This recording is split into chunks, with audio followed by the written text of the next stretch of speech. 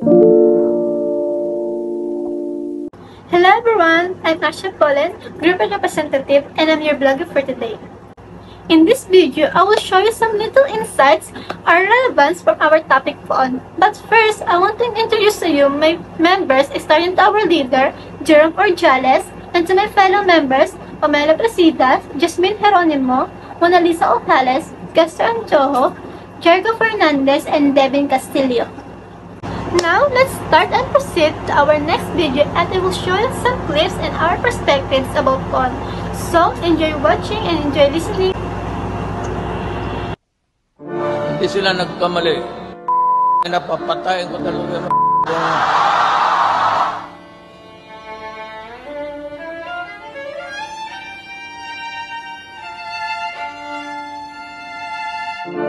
Back in the day, freedom for the Filipinos seemed like a distant dream. We have been under the rule of foreign countries for hundreds of years. We were oppressed, and our rights to speak and have our own opinions were taken away by those who colonized us.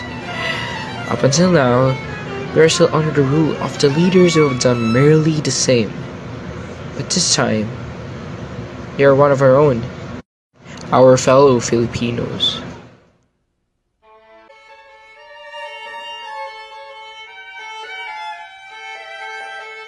Poon is a novel written by Mr. Francisco Sionil Jose, a Filipino writer. The novel Poon was set in the late 18th century to the early 19th century and revolves around the Spanish colonial era and late American colonial era. It includes historic events that wake up the nationalism of the people at that time, such as the execution of the priest Gomburza and Dr. Jose Rizal.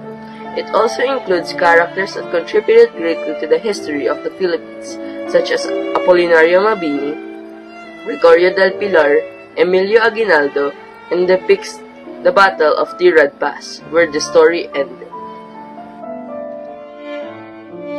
Nationalism is one of the main concepts portrayed by the novel. From it, you will know Stock's struggle in finding his communal identity and losing faith. He questioned his purpose and didn't trust himself.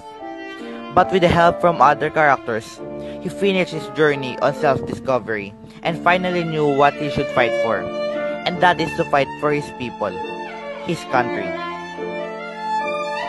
Stock chose to fight for his country, and there is no law nor commandment that prevents him from killing during war. The "thou shalt not kill" only applies when you're killing for your own sake. Remember, God made this commandment right before He orders the Hebrews to slaughter an entire city. It changed my perspective, and I finally realized that God didn't make the world to be equal, but He made the world for us to become righteous. What Stock did is righteous, and there is no mistake in here. Just by reading it, anyone can realize that the novel is showing how becoming righteous is hard in this world. He did everything he was told, even if it means putting his life in danger. He was a family man, a thoughtful friend, a Lord-fearing man, and he was a hero.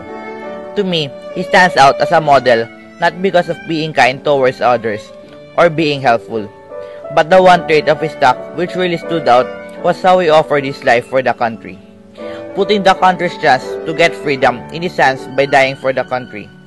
He is the definition of nationalism in Poon.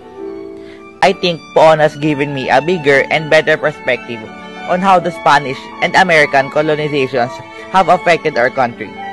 I clearly understood how important it is to prioritize our country and not to give in to the influences brought by the foreign countries. So, the last question is, how we really achieve it? So, what Jericho said earlier, that God didn't make the world to be equal, but He made the world for us to become righteous. So, what Stock did was righteous, and there is no mistake here.